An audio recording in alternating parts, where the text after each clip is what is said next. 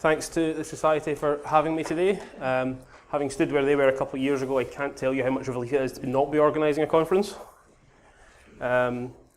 So this talk's sort of about pen testing Windows estates. If it were to have a subtitle, it's more things I wish I'd taught myself at university.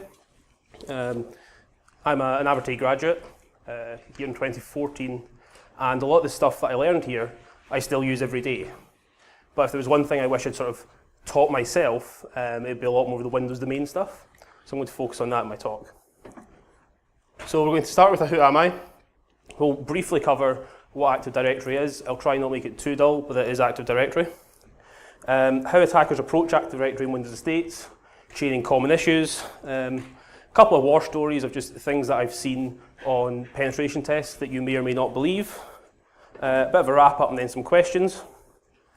So about me, I'm Gavin. I'm a senior security consultant at NCC Group. Used to be a developer and used to live in the Ladywell Tavern, basically. Graduated here in 2014, and professionally I do mainly sort of web apps and Windows estate stuff. In my evenings, I like to pretend I've got a hobby with looking at infrastructure as code and sort of software services. So normally for keynotes, you'd expect me to be dropping some mad OD, but I think the OD of the day today goes to the Cloud Bleed guys. So I think it's important to state that this talk is mainly aimed at beginners. I know there's a lot of industry people here that will do this day in, day out. This talk's definitely aimed at students who may or may not have had exposure to Windows environments and Windows estates.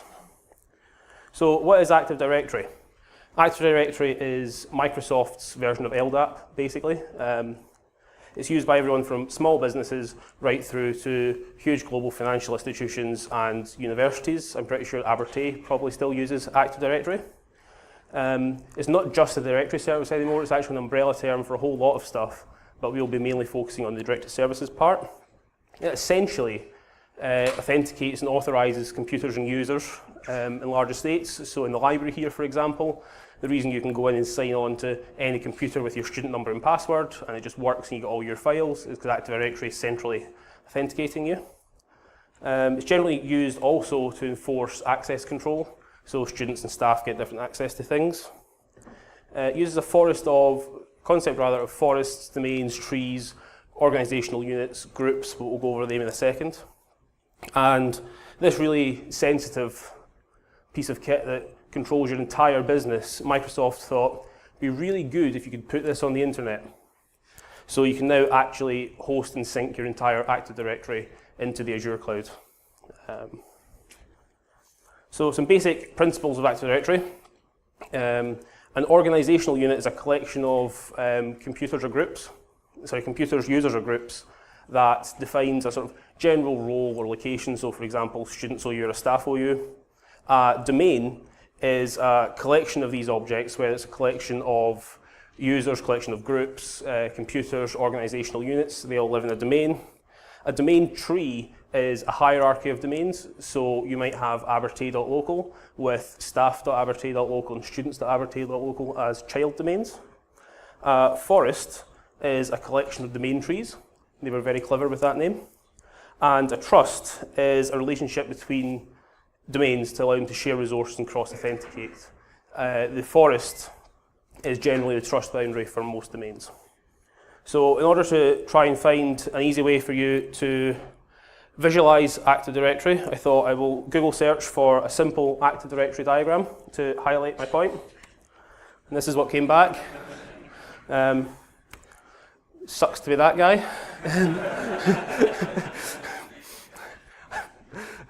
Don't know why you would even provide that to anyone. But we're not here to learn how to be sysadmins. We're here to learn how to attack Active Directory. And another thing that I think is really important to try and pass on to the students here is that MSA867 is great, exploits are great, they're all really fun, but generally I find in Active Directory that actually we don't really need exploits. What we can do is we can actually chain together a lot of inherent weaknesses, a lot of misconfigurations, and a lot of the fact that we still let users choose their own passwords to get a foothold and gain access. So Active Directory tends to go quite organically. People build a small Active Directory and they buy other companies, they buy other offices, so on and so forth. And these all just get joined and trusted and merged together so that they work. Tends to be big. So I've tested Active Directories that have got more than 20,000 users, all in the one domain, the one forest. And Active Directory, like all sort of business critical systems, tends to be subject to strict change control. However, like every other strict change control, that tends to go out the window if it might cost someone some money, or if it's going to block a project. So I think if you've been a pen tester for a while, you will definitely have been sat waiting for change control to allow you to start testing. So Active Directory misconfigurations tend to fall generally into two categories: changes that have been made to make things work, and people implementing technologies that they might not quite necessarily understand the full problems with them. Arguably, there's a third category of misconfiguration, which is that admins do stuff to make their lives easier and they're not quite fully aware of the consequences of what they've done. So common misconfigurations, not so much anymore, but certainly in older domains, RID cycling was a common tactic for getting access to account information. So using RID cycling, it was possible to get a list of all of the users and groups on a domain using a null session, and you could use this list of users to then launch a brute force attack or a password attack against the domain. So basically all it was enumerating the SIDs to get them to an RID, and just they all start at 500, cycle down the way, and then you get a list of accounts. Get account was a popular tool for doing it. But in more recent versions of Active Directory, RID cycling doesn't work, so we have to look at other sorts of enumeration. However, NAS devices that have been domain joined for whichever reason generally don't have the same level of protections as the domain controllers themselves, so you tend to find that RID cycling still works against NAS devices. But it is becoming less common to be able to use RID cycling. However, you can generally enumerate usernames by brute forcing them using a Kerberos attack. So Kerberos is another method of authenticating to a domain, and depending on the response you get when you send the Kerberos service a username, you can determine if that username is valid or not, regardless of if you know the password. You can see here the different kinds of response that come back depending on if it is a valid username or it's not a valid username. And Nmap and eBrute are tools that support this sort of functionality. There's also something called Kerberosting, which is pretty new to me, but I think it's been around for a number of years. It was originally developed by Tim Medden, and then some other guys sort of covered it extensively. It's the really low-level, nitty-gritty stuff's probably a bit beyond the scope of this talk, but it can be sort of simplified to this. Domain users can request a ticket from any domain service that's running as another domain user. So if you're running your MS SQL server, for example, as a domain user, it will have a ticket that it uses to authenticate people, because it's not the domain controller, it's just a service. But the ticket is signed in part with the password hash of the user that is running the service. And what this means is that you can actually pull out the user's Kerberos hash for offline cracking. And what this allows you to do, once you've got this password for offline cracking, it actually gives you unlimited attempts at brute forcing this service account's password without triggering any account lockout, because it's an offline attack. So if you've got what is generally a highly privileged account, whether it's a local administrator on that machine or a domain admin, you've now got as many attempts as you like at trying to crack this password. And there are a lot of really cool PowerShell tools out there that just let you do this off the bat. So there's a one-liner that dumps out some service principal name hashes that you can just throw into John the Ripper, you can throw into OCL hashcat, and with a bit of luck, you might get a hash back. PowerSploit, Empire frameworks all support this off the bat. The main mitigation to this would be to use managed service accounts, which are a sort of new feature in 2012 capable domains. But if that's not an option for your organization, just making sure that the accounts with these hashes have extremely long passwords is probably the best mitigation. talk a little bit about LMNNR and BIOS attacks. So it's NetBIOS over TCP/IP and link local multicast name resolution. And this is basically a fallback service for hosts. That means that if a DNS isn't finding something in the environment, the computers ask each other on the local network, hey, does anyone have this DNS entry? I can't find it.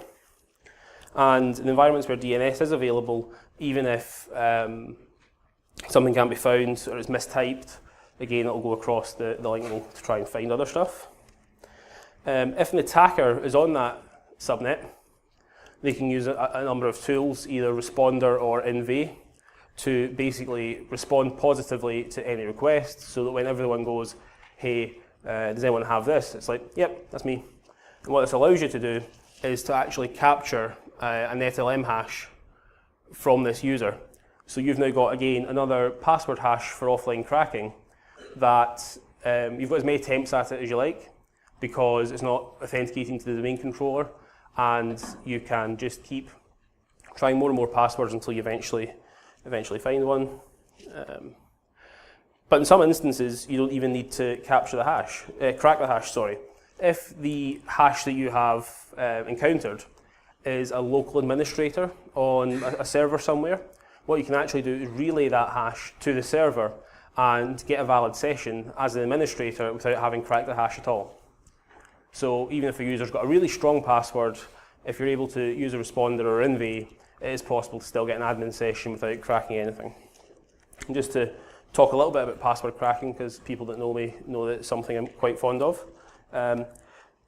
Generally, people will not opt to pick a good password.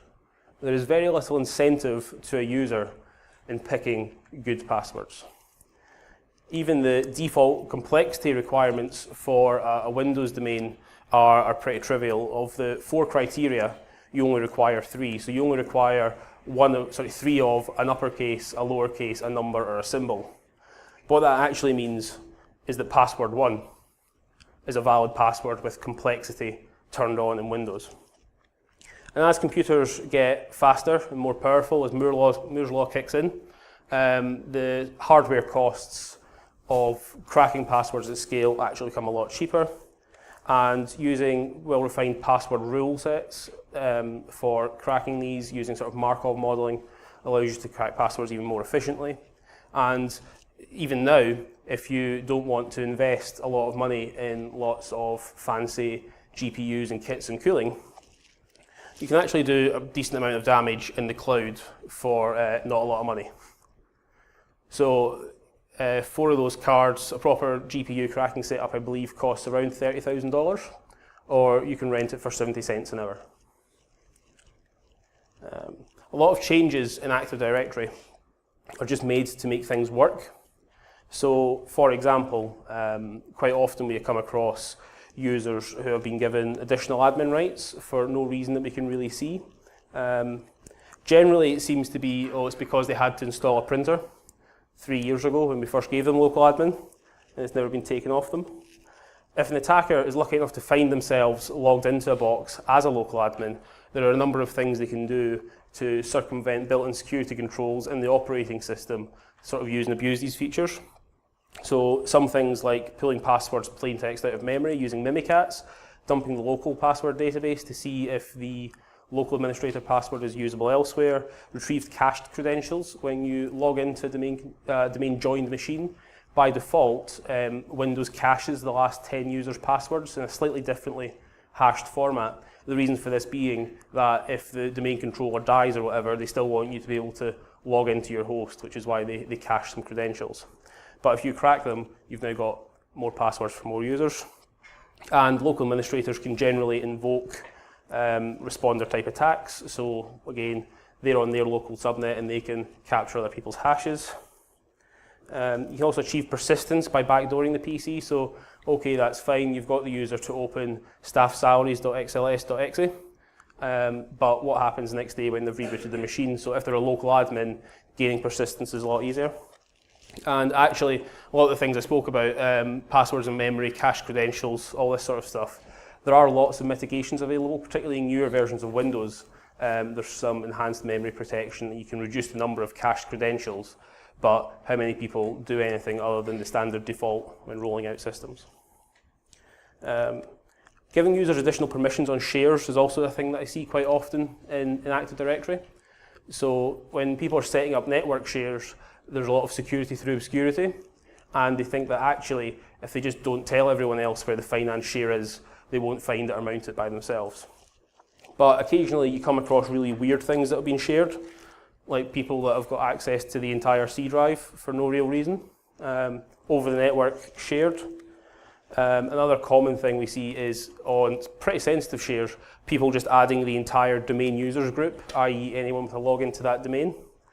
And we also see people sharing logins quite a lot. So the two kinds of logins we see shared, sometimes there is a shared domain administrator account, which everyone in the admin team knows the passwords to, or we sometimes see users sharing an account for certain activities like finance, have access to a certain package.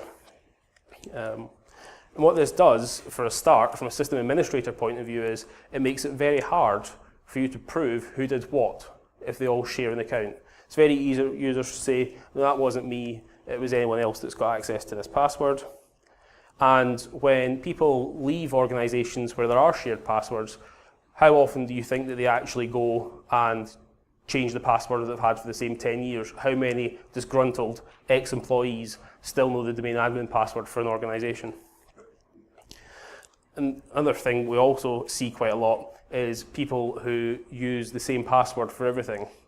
And there's not a day goes by these days without Troy Hunt rolling out some other breach. So we're seeing more and more people's passwords being available for cracking offline, recovers from all these breaches, and then you know the company they work for because they signed up with their work email address. A lot of organisations log in as first name dot last name, and you've now got the password they use everywhere.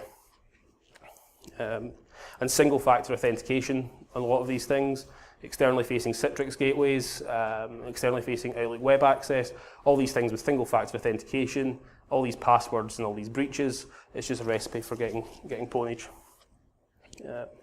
One of the unintended side effects of a lot of things, so we spoke earlier about domain trusts and how they allow domains to share resources and cross-reference each other.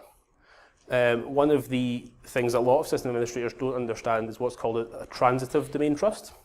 So a transitive domain trust basically means that if domain A trusts domain B and domain B trusts domain C, there is now a trust relationship between domain A and C via B.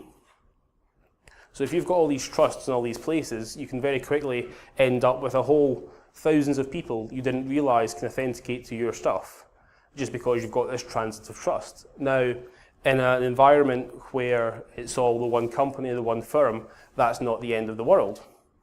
But what I've seen once was where, for support reasons, company B had a transitive trust with supplier A and different supplier C. So what this means is you've got these two completely different companies that can now cross-access each other's domains because they've got transitive trust through a shared client, which isn't ideal. Another thing people don't think about, this is a little bit older again, but Microsoft had something called group policy passwords, which allowed you to set local administrator passwords using group policy, which you might think is great because you need to change a password. It's a really easy way of doing it. Put it into group policy, it's propagated throughout the domain, job's a good one. But Microsoft thought, putting passwords into files is bad. We won't do that. So being Microsoft and the clever chaps they are, they decided to use an AES key. It's great. Sounds okay. AES, good security, crypto standard. Okay, the key was only 32 bits long, so that's not great, but hey, never mind, they tried. What's the one thing they could do to maybe make that worse? They published the key on MSDN. Yep, so there's the preferences policy file format, gives you the 32-bit AES key there, which is less than great. So there's now dozens of tools out there that allow you to go and quickly scrape the sysvol, find all these XML files, and decrypt the passwords. Again, doesn't matter how secure or long the passwords are because they are encrypted, they're not hashed, so, back and forth. So it's really, really, really trivial to simply get the plain text back, and then you've got local admin access on all of these hosts. It's brilliant. Making things easier. Some people put credentials into login scripts that run when you log into a domain. So whether that's to escalate up to domain admin or local admin to do a feature when everyone logs in. There's a number of reasons for it. One of the more dangerous aspects of this is if the scripts are editable by all users. So if you've got your domain user group can access all of these scripts that get executed when people log in, what it means is that as an attacker, I can go and edit this script, wait for a domain administrator to run in, and then my modified script is executed in the context of domain admin. So that's really not very good. Duplicate local admin passwords. So we spoke about the group, the GPP password stuff, but more and more often, people are using sort of standard images, gold images that they just redeploy to all their servers and all their laptops. Because if you're a big company and you're handing out a couple of hundred laptops a year, you don't want to have someone sit and build this laptop every time. So you'll have a standard image that you just smack onto every laptop and hand it to the user. What are the chances of these laptops all having the same password? Pretty high. It also makes it easier for administrators. If you've only got one password you need to remember, you don't have to go and look up, oh, Bob's password is whatever and Dave's password is whatever. But local administrators, as we previously said, can retrieve these password hashes and crack them. But one of the things that a lot of people don't know is that you don't actually have to crack an SMB password to use it. Many services authenticate using nothing but the hash. So what you can do is use this password hash and pass it around until you get domain administrator. So you can see in point one, you've got a local admin password. They've managed to gain access to the SAM file.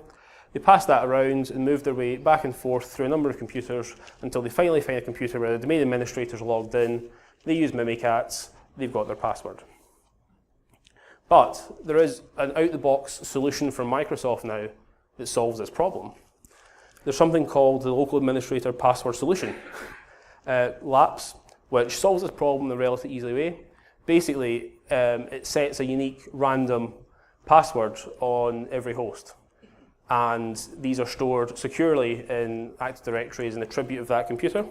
And system administrators can determine which users can access these password hashes. And what it means is they've got an audit trail of who's got access to these local passwords. The passwords are different on every host, and they don't have to give people domain administrator access to go into these machines. They can delegate access to their help desk. So that's some of the sort of common things that I've seen out there. Here's a sort of small war stories section of things that I've actually seen on client sites. A lot of the details have been changed to protect client confidentiality, obviously, but whilst usernames and situations may have been changed, all the vulnerabilities and the misconfigurations are legit. So doing an internal infrastructure assessment for a company, we get a hash for a user called mailing system. We crack the hash just on my laptop, no big fancy rig, because the password was the same as the username. Not great. So we thought, hey, what can this mailing system user do? Because it's clearly not a person. So we run netuser mailing system /domain. This is the domain admin. So we speak to the client and we say, hey, you've got this system account, domain admin, username same as the password. That's a bit suboptimal. So we ask what it actually does. And this account is used by some business critical software to print out letters. Okay? Should have guessed from the name, I guess.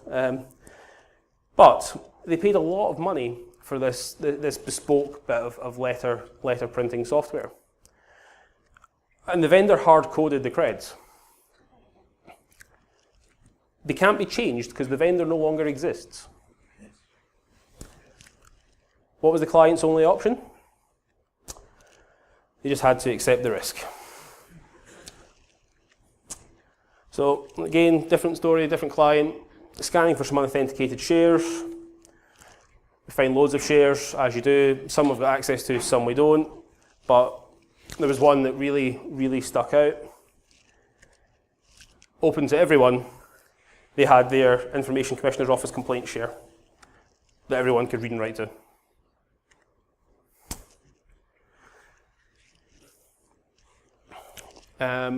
Run As is a Windows utility that allows you to run software in the context of a different user. So what it does basically is you can run as /domain username cmd.exe, and you can run that program as a different domain user. But Microsoft don't allow you to pass in the password as a parameter. This was a deliberate design decision by Microsoft so that credentials wouldn't be lying in all these batch files and all these PowerShell files. People thought, if we don't give them the password parameter, people won't do that, it'll all be fine. But this really angered some really lazy people that wanted to be able to do this. And so someone built a tool that allows you to pipe passwords into Run As. And this was found in a login.bat script. So someone has written a tool to undo what Microsoft quite rightly thought was a good design decision. So this is a bit of a use of PowerView. On the company's domain as a standard user, use the PowerView recon module. So I thought what I'll do is I'll look for all users in Active Directory that have a description, see what's in the description. Normally it's user left, or do not remove this account, or Bob's second account, or whatever.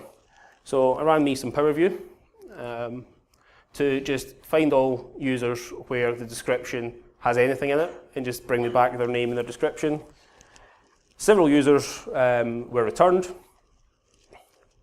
One user in particular, their description piqued my interest.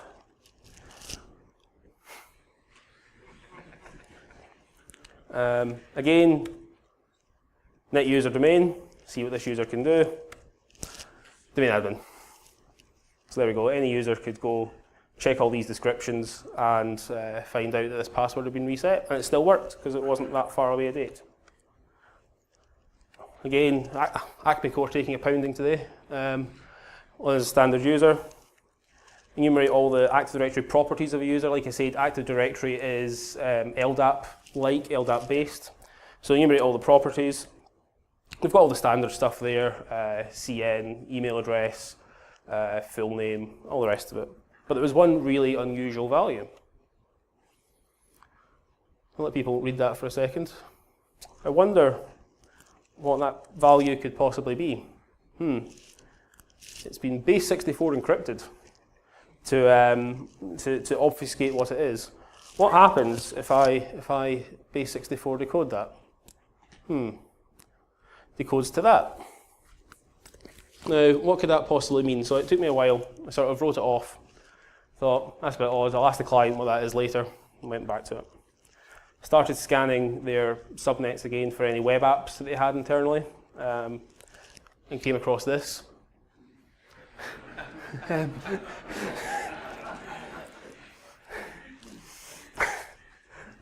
Yeah.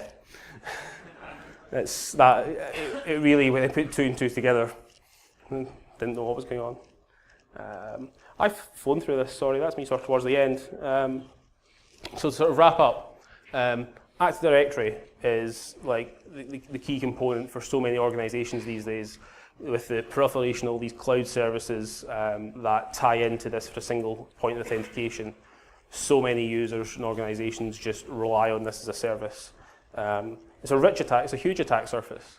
If you consider that every user and every computer in an organization is potentially an entry point, it's an absolutely huge attack surface.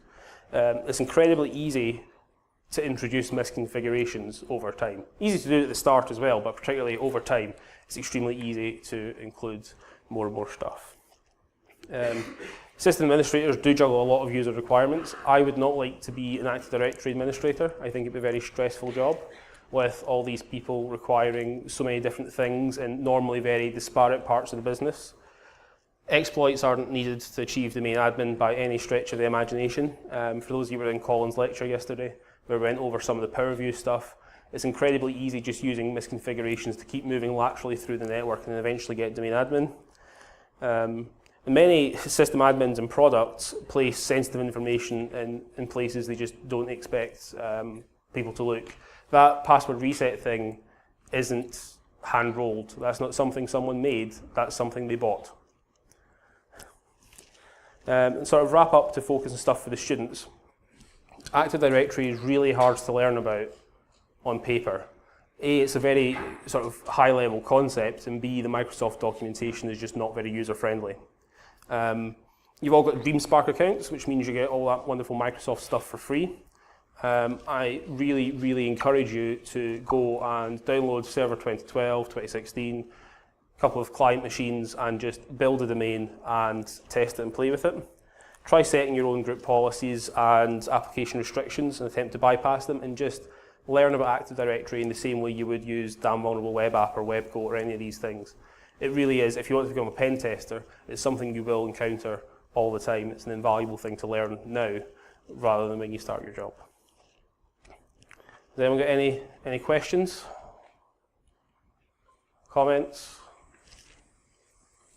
In the pen testing work you've been doing with large AD domains, there's a lot of third-party add-on applications for helping the admins manage domain users and accounts. What do you think of the security of some of those add-on tools you can buy from third parties? So the question is, there's a lot of third-party software that can help people administer the domains, and what's the security posture of it like? Well, I mean, you saw there the password reset thing is someone bought to do self-service password management, and I guess it worked because everyone can self-serve everyone. But a lot of these things are like sort of IAM solutions to auto-enroll users and do all that sort of stuff. The problem with a lot of these tools is they need to run as domain admin. So you've now got a lot of these things passing domain admin hashes all over the network. Maybe not in a secure way. That hash has to be stored somewhere, so you've got a domain admin password stored in a bit of software. A lot of them do very good things, and there's a couple of good third-party products for enforcing better password complexity requirements. Microsoft kind of supports it if you insert your own DLL file into a domain controller, but there's some really good bits of third-party software for managing password complexity. But beyond that, most of them, all they're doing is expanding the attack surface.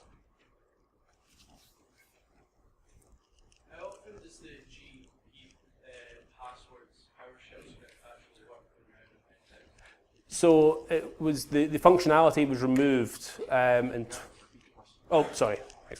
So the password was, how often does the GP password stuff appear on penetration tests? The answer is it varies. It doesn't work all the time. It's not always there. Microsoft removed the functionality in 2014. So if you've not changed your domain since 2014, it's still there. If you've not updated your domain controller in the last 3 years, it's still there. So we still see it quite a lot, believe it or not, yeah. Any more? Oh. In your experience of like looking at Active Directory systems, what's the level of Active Directory you see actually in the user base of companies looking at? So the question there was, what? Sorry, do you mean like what domain level? Domain level, Yeah. still see a lot of 2000 Yeah. out there? Yeah. So the question there was, Active Directory has something called domain functional level, which is what level of features it supports. And the question is, what do we commonly see? People are starting to move towards 2012, 2008, but it does all work on the lowest common denominator. So if people have still got 2003 DCs kicking about, generally the functional level is 2003, unfortunately. But I mean, again, it's hard. I mean, these things control entire businesses. And if you don't want to be the guy that goes to your boss, sorry, no one can log in for the next 3 weeks. I tried to do an upgrade and it didn't go well. So that's why the criticality of these systems is sometimes a security downfall. Anyone else? We all good? Brilliant. Thanks, everyone.